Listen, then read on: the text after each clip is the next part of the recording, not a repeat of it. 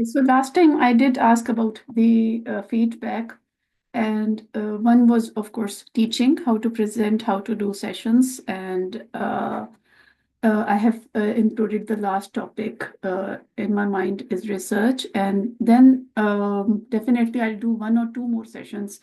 There were a couple of more questions that how to collect evidence from abroad and how to present that evidence. And plus, if the department is not providing a Caesar support and if the subspecialty support is not there, then how to tackle that situation.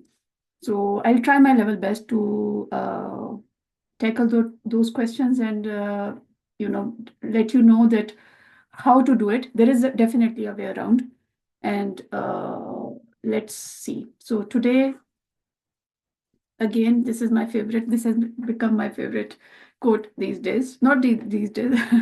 I think overall that ambition and persistence. So definitely a portfolio pathway. I repeat time and again, it is a long journey.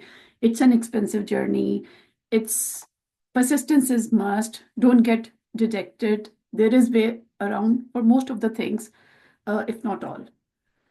So just general housekeeping rules as always. In disclaimer, I have just added up one thing, histopathology curriculum I was previously putting in 2021, but I would say that there are always sometimes updates available to GMC in GMC website and in RCPath website. So if you can always refer, even GMC says that don't save and put it on the desktop. You can save and put it on the desktop, but don't always refer back to those. Always go back to the online things because sometimes there is an update and we don't know. And so we are collecting the things according to the old curricula or a old guideline. So always like in a month or two, try to refer back to the websites and just see that if there is any change. So again, these slides, these 2, 3 slides that CIPs for 11 CIPs and generic ones and specialty ones. So I thought actually that for all the subspecialties, it's same, like similar. But I did one webinar for our uni graduates over here, and I came to know that different subspecialties have got different, even the recency of the evidence is different. Like for us, it is 10 years, but for orthopedics, it's 6 years. For GP, it's, I think, 5 years. So different. Anyways, that was just to add on if anyone else asks. So how to map the evidence? This is how to do that. So mapping is important. Okay, so today is that how to show the evidence for teaching and lecturing. And over here, it's written as should, that applicants should. So it's not a must, but these are the ways where how you can provide the evidence as delineated by the Royal College and by GMC. So what you can do is that you can provide timetables of teaching, and you can provide, and then you can get it verified by some supervisor, but even simply your colleague or a member of staff. So 2, 3 things will happen with the provision of the timetable. One thing is that either someone has given you the timetable and you are doing the teaching, as we do in our universities at back home and medical colleges. However, I would suggest that if you are in UK, what you can do is that I will show you that how to make a teaching session over here and how to provide evidence for that thing. If you have not been in a teaching post, so it might be a bit tricky, because if you are working in a hospital as a histopathologist, you might not have those evidence from back home. So how to do that in the UK or even back home, even if you are doing work in hospital, how to conduct a teaching session and provide the evidence. This is one of the easiest, both I would say that research and teaching, one of the easiest. However, people do get stumped up. So second thing is that some people ask that is it a must to attend a teaching course? So I would say that like a specific teaching course, so like teach the teacher. So I would say that no, it's not must over here because the subspecialties which require that they have mentioned in their SSG guidelines. But if you can do that, because it's a bit expensive and paid course, so if you can do that, then it's fine. But if you can't, then it's fine either. Like either way, it's okay. So, but like you can do some other course. There are many online, even free courses and even free certified courses are there. So if you can get a certificate, well and good. If you don't want to spend extra, that's either fine. You can do the course, provide a reflection. But I would say that please, because honesty is the best policy. So do the course because these courses are really very, sometimes they give you some innovative ideas. Sometimes they give you how to improve your teaching, how to improve your communications to the, juniors. So then involvement in postgraduate histopathology and other medical specialty teaching and lecturing. Again, if you are working abroad or you have got some evidence that you did some sessions, did some teaching of PG students, or you did some slide sessions. So the easiest way in the hospital to do is that do some slide sessions for your colleagues. Okay, if you are in UK, this is further easier. You can just conduct some sessions for your colleagues and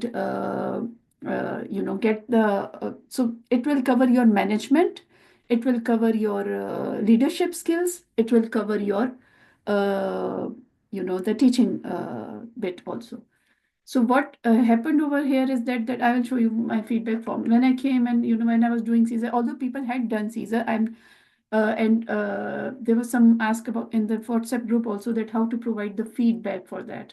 So teaching and lecturing, again, this Royal College, the SSG guidance says that evaluation forms or feedbacks in form of letter or email, it can be also done. However, this was the form which I made by myself, amalgamated a bit of other feedback forms from online, and then I did that.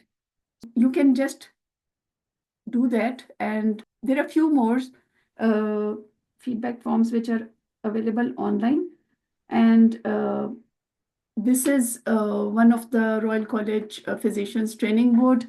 So you can make your own according to the headings done on these.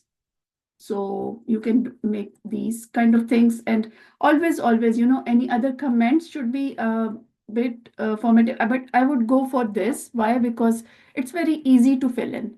So people, they do take up some time. You can use Google Forms also, and those are, available online.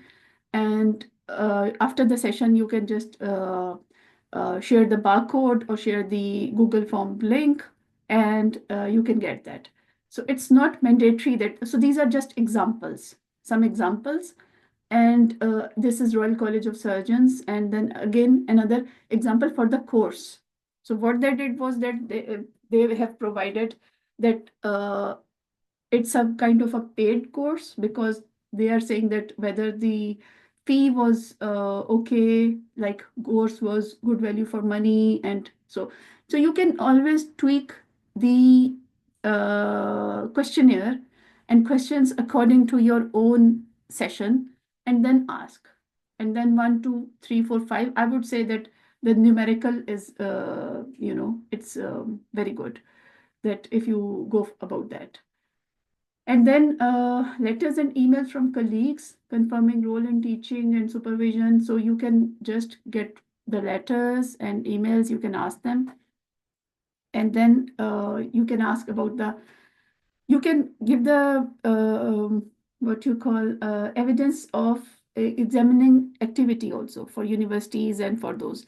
So once we do, like we sometimes do at back home, we do some invigilations, and or even observer in an examination, or sometimes we do sessions. So we have got that.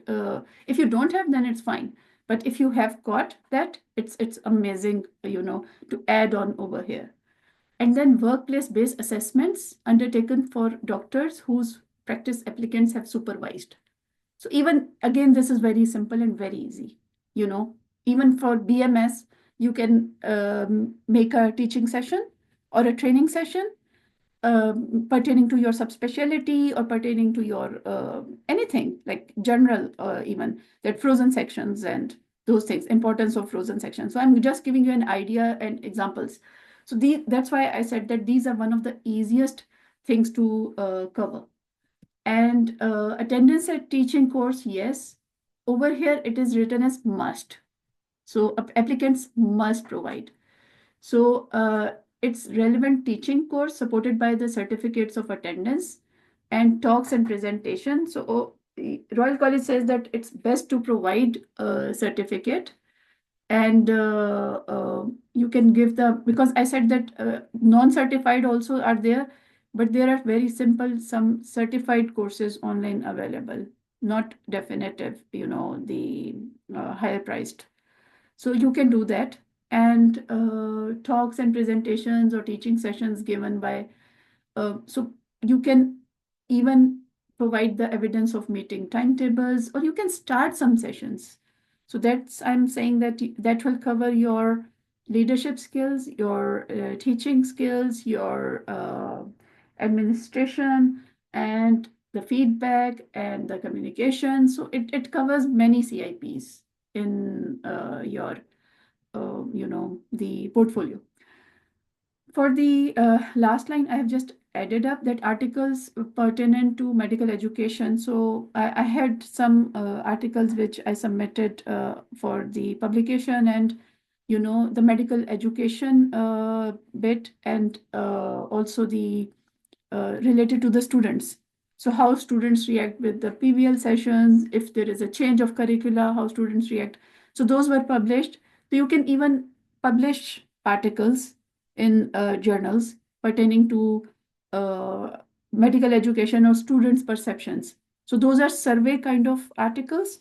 Those are very easy to again publish, but the journal should be the one, which does the review in a specified and dedicated time. It shouldn't go on and on and on. Sometimes you submit and it takes a lot of time to for them to give the feedback. Okay, so how to hold a teaching session? Again, some people, they ask, and you can, it's very easy. You can hold it in hospital environment, in the UK, outside the UK, wherever you are working, as simple as that. And for home, you can hold the teaching session for the technical staff. You can hold the teaching session for the colleagues, juniors, students, medical students. So it's not that necessary that those should be postgraduate histopathology trainees or someone, some specific students. So what happens is over there, of course, you have to define the learning objectives, organize material, and plan presentation techniques. Supporting material should be there. And then anticipate the challenges also, that what will happen, and any difficult situation which students might face. And then during the session, I would say that maximum 30 minutes to 45 minutes sessions should be there, maximum. And you can always start with an intro and engage the students, provide feedback. And they say that latest, guidelines or latest research says that interactive learning is the best learning. So at least 65% of your lecturing or your sessions should be to and fro, questioning and asking, and do you understand what, like anticipate the questions and ask. So this is not exactly pertaining to the portfolio pathway application, but this was that how to hold a teaching session. Some people ask that how to provide feedback, how to do that. So it's very simple, and it's very concise. So take breaks, and end of session, summarize key points, provide feedback. So what you can do is that you can provide the PowerPoint presentation for your portfolio pathway evidence. You can provide the feedback for your portfolio pathway. You can provide the emails. You can provide the timetables for the sessions. So it is very easy to cover this. So the teaching bit of the portfolio pathway. And I think this is kind of like I'm doing these sessions for you guys. So it's not for only learning for you, it is learning for me also. And I say that I learn something new whenever I go back and forth. So I try to, have that some new thing I learn from every session. And over here, it was like, okay, how to, do the session and how to, you know and for your own expectations for yourself also, how to hold that. I usually don't do that after my foundation year program students lecture over here. So it's a learning for me also. And so it's not only for your portfolio pathway, the sessions which did for interview. It's not only for your interview, it's how to better yourself, how to make yourself more competent wherever you are working. So again, your teaching session should be that focus on learner needs, be flexible and adaptable, positive. This is very important. This is very, very, very, I can't stress it enough. That I'm not sure if you guys know Simon Sinek, and or if you have heard his podcast, or his seen his YouTube videos or on Facebook. But I didn't know that actually, that his even company is like Optimism, something like that, Optima or something. He named his company for the positivity or optimism. So I can't stress it enough. Because once you start portfolio pathway, if you say, oh, this is difficult, or if you meet a certain fellow worker or co-worker, and they say that, oh, it is very difficult, it's very lengthy, you can't do it, people don't support. Yes, things happen. I'm not saying it's a ride in a park. It's a ride in a Jurassic Park, yes. But positivity, to maintain the positivity, is very, very, very important in life as a journal also. So it's not that people are not having issues in their life. It's not that people are not having issues in their portfolio pathway journey or exam, FRC part 2 or part 1 even, or getting a job in the UK. So there are hurdles, no one is having a smooth journey. There are, up and down things, but maintain a positive attitude, maintain a positive environment, and then it's very easy. And reflect on your teaching practice. Over here it's written as regularly reflect. I would say that take time out every day, or if you can't really every day, maybe on the weekend, just half an hour or maybe 20 minutes, just reflect on your, not only your workplace, but how you behaved during the last 1 week, what you could improve in yourself, what you can improve. So it holds true for all the aspects. So it's like multifaceted approach. And how you could have managed a certain situation, may it be your in personal life. I'm not talking about even teaching right now. So how to improve that, how to make yourself, what different you could have done. So reflective practice is very important. And I think we don't, sometimes we do, sometimes we don't. And we don't give it much importance, that because people don't like to be rectified or corrected, if I must say. That if someone is saying, oh, your teaching session, you could have done it better, we immediate response is, no, I did my level best, I was superb, you are telling me something. Very few people would take a feedback always.